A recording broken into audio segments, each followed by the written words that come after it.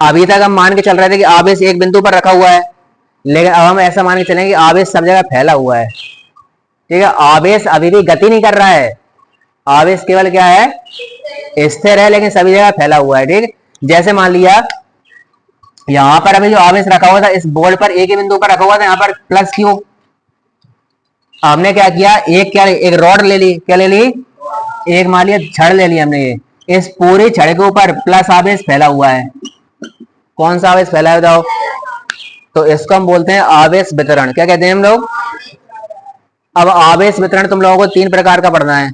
या तो आवेश एक सीधी रेखा पर फैल सकता है, उसको हम बोलेंगे रेखीय आवेश वितरण। क्या बोलेंगे, या फिर आवेश एक सतह पर फैल सकता है, किस पर, तो जो इसमें लंबाई भी है और चौड़ाई भी है, तो ये क्षेत्रफल कहलाएगा ये पूरा। तो इस पूरे क्षेत्रफल पर यहाँ प्लस प्लस प्लस पूरे पर फैला हुआ है यदि आवेश, तो उसको हम बोलेंगे पृष्ठीय आवेश वितरण। क्या कहेंगे, ठीक है। तीसरा होता है आयतन आवेश वितरण, पूरे आयतन में क्या फैला हो, आयतन में क्या हुआ, लंबाई चौड़ाई और उसकी ऊंचाई हो जाएगी। तो यदि पूरे आयतन में आवेश फैला हुआ उसको हमसे क्या कहेंगे, आयतन आवेश वितरण। ठीक, तो देखो अगला प्रश्न, आवेश वितरण क्या है तथा ये कितने प्रकार का होता है। आंसर में देखो, यदि किसी धात्विक वस्तु को आवेशित किया जाता है तो उसका आवेश संपूर्ण पृष्ठ पर फैल जाता है, इस घटना को आवेश वितरण कहा जाता है। सबसे पहले देखो हम क्या देखेंगे, हम ऐसा मान के चलेंगे पहले कि जो आवेश है वो आवेश एक लाइन पर वितरित है, किस पर, सरल रेखा पर। ठीक है, तो जब आवेश पूरी रेखा पर फैला हुआ तो उसको हम बोलेंगे रेखीय आवेश वितरण। ठीक है, और उस घनत्व को कहेंगे हम लोग रेखीय आवेश घनत्व। तो देखो एक हमारे पास एक तार है, क्या है, तार, आपको पता है तार की मोटाई तो बहुत कम होती है लेकिन उसकी लंबाई बहुत ज्यादा होती है कि नहीं। तो हम ऐसा मान सकते हैं कि ये एक तार जो है वो एक रेखा के रूप में है। तार सभी ने देखे होंगे। अच्छा, तार के ऊपर आवेश फैला हुआ है, पूरे में क्या फैला है बताओ, हमने ऐसा मान लिया कि इसमें पूरे में आवेश फैला हुआ है, तो इसको हम बोलेंगे रेखीय आवेश वितरण। क्या कहेंगे, ठीक है। अच्छा, आवेश पूरे में फैला हुआ है, अब इस आवेश के लिए, रेखीय आवेश के लिए हम क्या करते हैं, घनत्व का निर्धारण करते हैं, उस घनत्व को बोलते हैं रेखीय आवेश घनत्व। क्या कहेंगे, और रेखीय आवेश घनत्व को हम दर्शाते हैं लैम्डा से, किससे। अब देखो रेखीय आवेश घनत्व होता क्या है, आपने एक एल लंबाई का तार ले लिया, क्या ले लिया, उसकी लंबाई कितनी भी हो सकती है। उस एल लंबाई के तार में यदि हम एकांक लंबाई पर देखें कितना आवेश रखा हुआ है, एकांक लंबाई पर जो आवेश होता है उसको हम क्या कहते हैं, रेखीय आवेश वितरण। एक जैसे कि आपने तार ले लिया कितना, 50 मीटर लंबा, कितना, 50 मीटर लंबे तार पर यहां पर कुछ ना कुछ आवेश रहेगा इस प्रकार से। अब हम ये चेक कर रहे हैं कि 50 मीटर के तार पर इतना आवेश है, तो एक एक मीटर के टुकड़े पर कितना आवेश होगा, एक एक मीटर के हमने उसके टुकड़े कर लिए, एकांक लंबाई पर जितना आवेश होता है उसको हम बोलते हैं रेखीय आवेश घनत्व। क्या कहेंगे उसको, इस पूरे तरह से रेखा पर वितरित होने को बोलते हैं रेखीय आवेश वितरण। लेकिन रेखीय आवेश घनत्व किसको कहेंगे हम लोग, एकांक लंबाई पर स्थित आवेश को हम क्या कहेंगे, रेखीय आवेश घनत्व को दर्शाते हैं किससे हम लोग, तो लैम्डा इक्वल टू होता है Q अपॉन L, यानी कि आवेश चेक कर रहे हैं हम लोग कब, पर यूनिट लेंथ, एकांक लंबाई पर, तो इसका सूत्र हो जाएगा लैम्डा इक्वल टू Q बटे L। अच्छा, यदि हम इसकी इकाई देखें तो इकाई क्या आ जाएगी, ऊपर है कूलम, नीचे लंबाई, तो कूलम प्रति मीटर आ जाएगा। इसका विमित सूत्र तुम लोग निकाल सकते हो, यह एक अदिश राशि है। यदि इसका हम विमित सूत्र देखें, विमित सूत्र, तो देखो ऊपर तो आवेश है, आवेश का होता है 80, एल का कितना होता है, एल, तो एल ऊपर पहुंच जाएगा ये, तो एम तो हो जाएगा 0, एल -1 T1A1, तो ये इसका विमित सूत्र। ठीक है।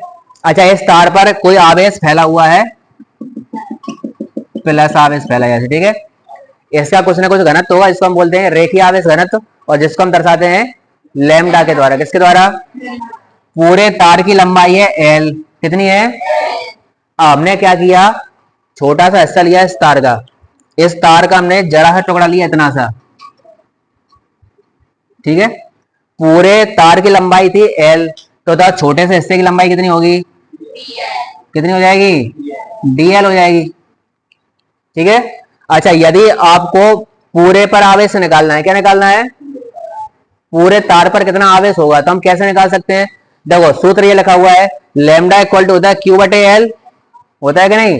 तो आपको क्यू का मान निकालना है, तो लेमडा और एल का गुणा कर देंगे हम लोग, तो किसका मान निकल जाएगा? आवेश का मान निकल जाएगा। क्योंकि आपको यहाँ पर लंबाई थोड़ी सी दी गई है, तो यहाँ पर जो आवेश निकलेगा वो भी क्या निकलेगा? थोड़ा सा आवेश निकलेगा, ठीक है। तो यहाँ पर यदि हम आवेश निकालेंगे इस वाले केस में, जब छोटी सी आपको लंबाई दी गई है, तो वो आवेश क्या निकलेगा? छोटा सा आवेश निकलेगा डी क्यू, और उसका मान कितना हो जाएगा? लेमडा इंटू डी एल, कितना हो जाएगा? ठीक है। अच्छा, यदि आपको पूरा आवेश निकालना है, थोड़ी सी चीज आपको दी जाए और उससे पूरा आवेश निकालना, तो क्या करते हैं हम लोग? समाकलन या इंटीग्रेशन क्या करते हैं, ठीक है, जो कि हम बहुत दिनों से करते आ रहे हैं, 11 से करते आ रहे हैं। तो जैसे हम इसका समाकलन करेंगे तो इधर की तरफ समाकलन हो जाएगा और इधर भी क्या हो जाएगा? समाकलन। अच्छा, डी क्यू जब आपस में लेंगे तो बड़ा सा क्यू बन जाएगा, क्या बन जाएगा ये?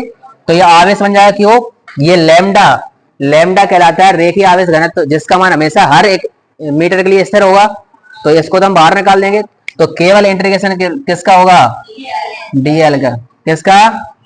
डीएल का। तो यहां से निकल जाएगा क्या? आवेश। क्या निकल जाएगा? तो यदि आपको छोटी सी लंबाई दी गई है, तो उससे हम उस पूरी रेखा का क्या निकाल सकते हैं? आवेश निकाल सकते हैं। कैसे? उसके घनत्व का हम गुणा कर देंगे किसमें? डीएल में, और उसका क्या कर देंगे हम लोग? इंटीग्रेशन। पृष्ठीय आवेश वितरण का मतलब तो तुम समझ गए कि यदि किसी पृष्ठ पर, किसी क्षेत्रफल पर पूरा आवेश फैला हुआ है, कि लाइन पर फैला, तो हम रेखीय आवेश वितरण कहते हैं। यदि किसी क्षेत्रफल पर फैला हुआ है तो उसको क्या कहेंगे हम लोग? पृष्ठीय आवेश वितरण। देखो, जब आवेश का वितरण किसी चालक की संपूर्ण पृष्ठ पर एक समान रूप से हो, एक समान रूप से हो, तो ऐसे पृष्ठीय आवेश वितरण कहते हैं। मान लिया ये बोर्ड है पूरा, ये बोर्ड एक पृष्ठ है, क्या है ये? क्योंकि इसमें लंबाई भी है और चौड़ाई भी है, तो ये पृष्ठ हो गया। ये हमने ऐसा मान लिया कि पूरा हमारे पास जो आवेश था वो पूरे बोर्ड पर फैला हुआ है। कहाँ फैला है ये? तो इस प्रकार के वितरण को हम कहेंगे पृष्ठीय आवेश वितरण। हमें ये निकालना है कि एकांक क्षेत्रफल में, एकांक क्षेत्रफल में कितना आवेश उपस्थित है। तो हमने इस बोर्ड को छोटे छोटे हिस्से में काट दिया। मान लिया हमने इसको एक एक फुट के हिस्से में इस प्रकार से काट दिया, ठीक है। तो इतना जो हिस्सा होगा इसको बोलेंगे हम लोग क्या? एक स्क्वायर फुट, क्या बोलेंगे? या फिर हमने एक एक मीटर के हिस्से में काट दिया इसको, तो उसको हम बोलेंगे एक मीटर स्क्वायर, या सेंटीमीटर में काट सकते हैं, कैसे भी काट सकते हैं, लेकिन काटना क्या है तुम्हें? एक। कैसे में काटना है? 1 सेंटीमीटर, 1 मीटर, ठीक है। और ज्यादा बड़ा तो 1 किलोमीटर भी बोल सकते हैं हम। तो एकांक क्षेत्रफल में जितना आवेश उपस्थित होता है उसी आवेश को हम कहेंगे पृष्ठीय आवेश घनत्व। क्या कहेंगे? एकांक लंबाई पर जितना आवेश था उसको बोलते थे हम लोग रेखीय आवेश घनत्व, और एकांक क्षेत्रफल पर जितना होगा उसको हम कहेंगे पृष्ठीय आवेश घनत्व। इसको हमने दर्शाया था लैम्डा से, इसको हम दर्शाते हैं सिग्मा से। किससे? लैम्डा इक्वल टू हमने लिखा था क्या? क्यू बटे एल एकांक लंबाई पर, जबकि सिग्मा इक्वल टू होता है क्यू अपॉन ए क्षेत्रफल। एकांक क्षेत्रफल पर उपस्थित आवेश को हम क्या कहेंगे? पृष्ठीय आवेश घनत्व। इसकी इकाई डॉट डॉट होती है। हाँ, क्या हो जाएगी इकाई? इकाई बताने के लिए सूत्र पता होना चाहिए। एकांक क्षेत्रफल बोल रहे हैं हम लोग, तो ऊपर तो हो जाएगा कूलम, नीचे क्या हो जाएगा? क्षेत्रफल। क्षेत्रफल की इकाई क्या होती है? Metre square. क्षेत्रफल होता है लंबाई गुणा चौड़ाई, तो हो जाएगा यहाँ पर मीटर स्क्वायर। तो इसका सूत्र लिख लेना, सिग्मा इक्वल टू होता है क्यू अपॉन ए, और इकाई हो जाएगी इसके कूलम बटे मीटर स्क्वायर। यदि इसका हम बेमी सूत्र देखें, ये तो हो जाएगा 80, ये क्या हो जाएगा? L square. तो जब ऊपर जाएगा तो क्या जाएगा? m0 l माइनस 2, इसको बड़े ब्रैकेट में बंद करना पड़ेगा। तो ये कहलाएगा क्या? हाँ, ये सब क्या है? अदिश राशि, तीनों के तीनों। चलो, हमने ऐसा मान लिया कि हमारे पास ये कोई पृष्ठ था, ये कोई पृष्ठ है जिसका क्षेत्रफल कितना है? ए। कितना क्षेत्रफल है इसका? ए क्यों रखते हैं हम इसका नाम? क्षेत्रफल को क्या बोलते हैं? एरिया। क्या कहते हैं? अच्छा, इस क्षेत्रफल में हमने एक इकाई क्षेत्रफल मान लिया, छोटा क्षेत्रफल। ठीक है, ये हमने थोड़ा क्षेत्रफल यहां से काट के ले लिया, इसका नाम क्या था? D A. क्या नाम था इसका? पूरे पर आवेश वितरित है और उस आवेश में से हमने थोड़ा सा काट लिया, जो क्षेत्रफल कितना था? D A. इस पर जो आवेश आएगा वो कितना आएगा? D Q. कितना आएगा? थोड़ा सा आवेश आएगा कि नहीं? तो यदि आपको थोड़ा सा क्षेत्रफल दिया गया है तो आपको क्या पता होगा? वहां पर थोड़ा सा आवेश पता होगा। तो आवेश का सूत्र क्या हो जाएगा? Sigma into A. तो हम यहाँ पर लिखेंगे Q equal to sigma into A. क्योंकि यहाँ हमें जरा सा क्षेत्रफल दिया गया है तो हम क्या करेंगे? D A. यहाँ पर क्या निकलेगा? D Q. आपको संपूर्ण क्या निकालना है? आवेश निकालना है। तो क्या करना पड़ेगा इसका? समाकलन। आप देखो, समाकलन यहाँ पर होगा तो इधर की तरफ समाकलन करेंगे तो डी क्यू बराबर समाकलन किसका हो जाएगा? Sigma D A. ये सिग्मा तो बाहर निकल जाएगा, ये जरा जरा सा आवेश मिलकर बन जाएगा कैपिटल क्यू बराबर सिग्मा बाहर आएगा। यहाँ पर क्या है? क्षेत्रफल। क्या है? अब ध्यान से सुनना, अभी हम लंबाई का समाकलन कर रहे थे। किसका कर रहे थे?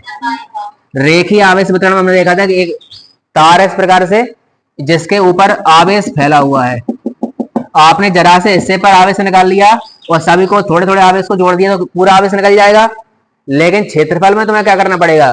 क्षेत्रफल में पहले तुम इधर से जोड़ोगे सबको। समाकलन का मतलब क्या होता है? योग। क्या होता है? तो यहां से तुमने यदि योग किया तो योग करते करते करते यहां से तुम पहुंच जाओगे तो इधर की तरफ, इसका मतलब हुआ लंबाई। तो अभी तुमने केवल किसको जोड़ा है?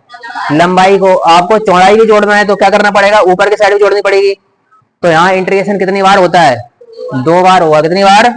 तो आप यहाँ पर एक बार इंटीग्रेशन नहीं लिखेंगे, हम लिखेंगे डबल इंटीग्रेशन। क्या लिखेंगे? Double integration D A. Double integration का मतलब समझ में आया? जब भी क्षेत्रफल निकालते हैं, आपको पूरा क्षेत्रफल निकालना है तो उसमें कितनी बार इंटीग्रेशन करना पड़ता है?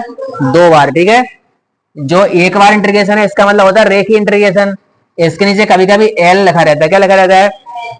क्योंकि उसको बोलते हैं लीनियर इंटीग्रेशन। यदि एल नहीं लिखा इसका मतलब हमेशा क्या हो रहा है? इसमें रेखीय इंटीग्रेशन ही हो रहा है। यदि डबल इंटीग्रेशन हुआ तो उसके नीचे या तो ए लिख देंगे या फिर एस लिख देते हैं। क्या लिख देते हैं? एस का मतलब होता है सरफेस इंटीग्रेशन। क्या होता है? या पृष्ठीय। ठीक। अच्छा, अब जो हम आयतन निकालेंगे, क्या निकालेंगे इसके बाद? तो आयतन में कितनी बार इंटीग्रेशन करना पड़ेगा? तो उसको हम बोलते हैं ट्रिपल इंटीग्रेशन। क्या बोलते हैं? तो इसको हम दर्शाते हैं किससे? दाओ रो से। तो रो इक्वल टू या क्यू बटे आयतन आ जाएगा यहाँ पर एकांक आयतन भी, तो इसका मात्रक आ जाएगा कूलम बटे मीटर क्यूब। बेमेश सूत्र यदि हम देखेंगे तो बेमेश सूत्र में क्या आएगा? यहाँ पर एल माइनस में क्या आएगा? 3। बाकी सब कुछ सेम रहेगा, नोट कर लो। तो देखो, हमने क्या किया? एक पूरा आयतन ले लिया। मान लिया गोला था, इस गोले का आयतन भी था। इसमें हमने क्या किया? ऐसा माना कि इस पूरे गोले में आवेश वितरित है। क्या वितरित है? तो इस गोले का हमने एकांक आयतन लिया है। एकांक आयतन का मतलब होता है लंबाई, चौड़ाई, ऊंचाई सब कुछ हम कितना मानेंगे? 1। तो एकांक आयतन हमने छोटा से चौड़ा लिया है, जिसको हमने क्या मान लिया? डीवी, जिसका आयतन कितना है? डीवी। तो इसके ऊपर जो आवेश होगा वो डी क्यू होगा। तो थोड़ा सा ही तुमको आवेश दिया गया है तो वो कैसे निकालोगे आवेश? रो इंटू क्या हो जाएगा? डीवी। यदि हमें पूरा आवेश निकालना है तो क्या करना पड़ेगा? इसका समाकलन। यहां भी क्या करना पड़ेगा? समाकलन। तो ये आ जाएगा पूरा आवेश, ये रो तो बाहर निकल जाएगा। यहाँ समाकलन में कितनी बार करना पड़ेगा? इसको बोलते हैं ट्रिपल इंटीग्रेशन। ठीक है, या तो हम ऐसा लिख के यहाँ नीचे भी लगा सकते हैं, या भी नहीं लगाया तब भी हम समझ जाएंगे कि ये क्या चीज है? आयतन।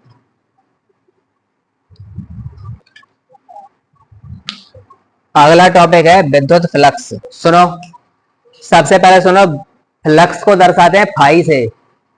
किससे? ये फाई। सुना है ये? अच्छा, चूंकि ये विद्युत फ्लक्स है, क्या है? विद्युत फ्लक्स को बोलते हैं इलेक्ट्रिक फ्लक्स। क्या कहते हैं? इसलिए इसको हम फाई ई से भी दर्शा सकते हैं। आगे जब हम चुंबक वाले चैप्टर पढ़ेंगे हम वहां पर हम पढ़ेंगे चुंबकीय फ्लक्स, तो वहां पर भी हम फाई से दर्शाएंगे, लेकिन चुंबक को बोलते हैं मैग्नेट, तो यहाँ पर क्या लगा देंगे हम लोग, एम। ठीक है। और सबसे खतरनाक बात तो यह है, चाहे वो विद्युत फ्लक्स हो चाहे चुंबकीय फ्लक्स, वहां पर किताब वाले ना ई लगाएंगे ना एम लगाएंगे, केवल फाई लिखा हुआ। क्या लिखा हुआ? अब तुम्हें समझना है कि किसकी बात चल रही है वहां पर। यदि तुमसे गॉस प्रमेय पूछा गया है, विद्युत क्षेत्र, कूलाम का नियम, इस प्रकार की बातें की जा रही हैं, तो वहां कौन सा फ्लक्स होगा?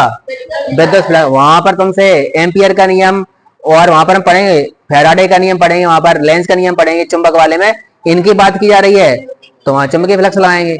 देखो हमने ये पढ़ा था, कोई एक आवेश है, क्या है, चाहे वो धनात्मक हो सकता है चाहे वो ऋणात्मक, उस आवेश के पृष्ठ से, या धनात्मक आवेश है तो उससे बाहर की ओर एक काल्पनिक रेखाएं निकलती हैं। क्या निकलती हैं? उन रेखाओं को हमने बोला था विद्युत क्षेत्र रेखाएं। क्या कहा था? हमने क्या किया, हम एक सतह लेके आए, ये पृष्ठ है, ये क्या है, इस पृष्ठ को हमने इसके सामने ऐसा रख दिया। ठीक है। तो देखो ये विद्युत क्षेत्र रेखाएं ऐसे निकलेंगी बाहर, निकलेंगी कि नहीं निकलेंगी? तो किसी पृष्ठ से या किसी क्षेत्रफल से कितनी विद्युत क्षेत्र रेखाएं निकल रही हैं, और वो कैसी, लंबवत कैसे निकलनी चाहिए, उनकी संख्या को हम बोलते हैं विद्युत फ्लक्स। क्या कहते हैं हम लोग, क्या कहते हैं उसको? जैसे कि मान लिया ये सतह यहाँ पर रखी हुई है, यहां से विद्युत क्षेत्र रेखाएं निकल रही, कितनी निकल रही बताओ, कितनी है? तो बताओ विद्युत फ्लक्स कितना हो जाएगा? 4। ठीक है। अच्छा ये ऐसे में जा रही है, तो फिर बताओ लंबवत जा रही है क्या? नहीं जा रही है। हमें तो क्या चेक करना है कि विद्युत क्षेत्र रेखाएं कैसी जानी चाहिए, लंबवत जानी चाहिए। लेकिन कहानी स्टार्ट कब होगी खतरनाक, मान लिया ये विद्युत क्षेत्र रेखा सीधी जा रही है, लंबवत है, तो कोई दिक्कत ही नहीं है, जितनी संख्या जा रही है हम उतनी मान लेंगे। विद्युत क्षेत्र रेखा जा रही ऐसी में, ठीक है। विद्युत क्षेत्र रेखा का मतलब है विद्युत क्षेत्र यानी कि ई का मान, और आपको यह पता है कि ई होता है एक सदिश राशि। ई कैसी राशि है? तो यदि ये ऐसी आ रही है, मान लिया हमने इस पृष्ठ को बना दिया ऐसा सीधा, ठीक है, ये एक पृष्ठ है, क्या है, इसमें लंबाई भी है और चौड़ाई, तो इसका कुछ ना कुछ क्षेत्रफल होगा, होगा कि नहीं? अच्छा क्षेत्रफल की भी एक दिशा होती है, क्या होती है, तुम लोगों को पता है? क्षेत्रफल की भी क्या होती है, एक दिशा होती है। जब भी कोई क्षेत्रफल होता है, क्षेत्रफल की दिशा को हमेशा उसके लंबवत दर्शाया जाता है। कैसा? वेक्टर चैप्टर में या सदिश में तुमने पढ़ा होगा कि जो इसका एकांक सदिश होता है हमेशा इसके कहाँ होता है, लंबवत।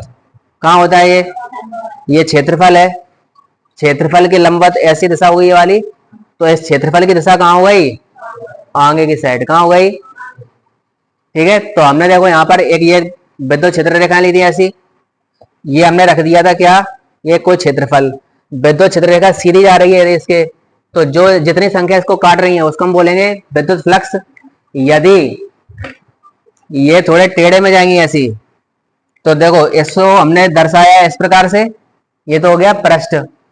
अच्छा पृष्ठ की दिशा कहाँ होगी इसके, लंबवत, तो लंबवत मतलब इस तरफ होगी ये। अब विद्युत क्षेत्र रेखा जा रही थी इस प्रकार से, जा रही थी कि नहीं? यहां पर जो कोण लिया जाता है वो कोण किसके साथ लिया जाता है, वो इसके दिशा के साथ में या इसके पृष्ठ के अक्ष के साथ लिया जाता है। विद्युत क्षेत्र का जो हम कोण बनाएंगे वो किसके साथ बनाएंगे, तो ये तो आ जाएगा थीटा। क्या आ जाएगा, पृष्ठ के साथ कोण नहीं बनाना, हमें किसके साथ बनाना है, इसकी अक्ष के साथ। किसके साथ? तो जब इसकी अक्ष के साथ थीटा बनेगा, ठीक है, तो इसको हम दो हिस्से में तोड़ देंगे, तो ये थीटा था, ये भी क्या हो जाएगा थीटा, तो इधर वाला आएगा कॉस थीटा, यहाँ कौन सा आएगा, तो लंबवत कौन सा आएगा, कॉस थीटा। ठीक है, इसको हम कल देखेंगे। तो हमें याद क्या करना है, याद ये रखना है कि कोई भी जो क्षेत्रफल है, क्षेत्रफल के हमेशा लंबवत क्या होती है, उसकी दिशा होती है, और उसी को बोलते हैं हम क्षेत्रफल की अक्ष। हमारे पास कौन सा आवेश है, प्लस क्यू आवेश था। ठीक है, प्लस क्यू आवेश से हम ऐसा मानते हैं कि विद्युत क्षेत्र रेखाएं हमेशा कहाँ निकलती हैं, बाहर की ओर।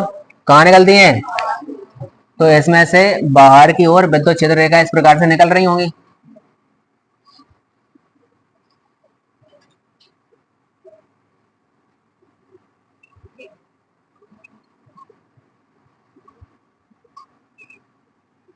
अच्छा यहाँ पर हमने एक ले लिया माइनस क्यू आवेश, माइनस क्यू में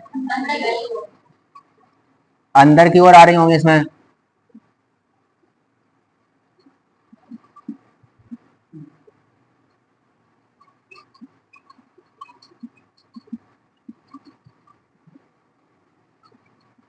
ठीक। हमने क्या किया, इस आवेश को, ये प्लस क्यू आवेश था, इसको उठा के एक गोले के अंदर रख दिया। कहाँ रख दिया, तो गोला इसके चारों तरफ तुम्हें इस प्रकार से दिखाई देगा, ये दिखाई देगा कि नहीं। अच्छा गोला इस प्रकार से है, गोला को हमने मान लिया पृष्ठ, क्या मान लिया, इसके अंदर रखा हुआ आवेश, आवेश में से निकल रही विद्युत क्षेत्र रेखाएं, क्या निकल रही है।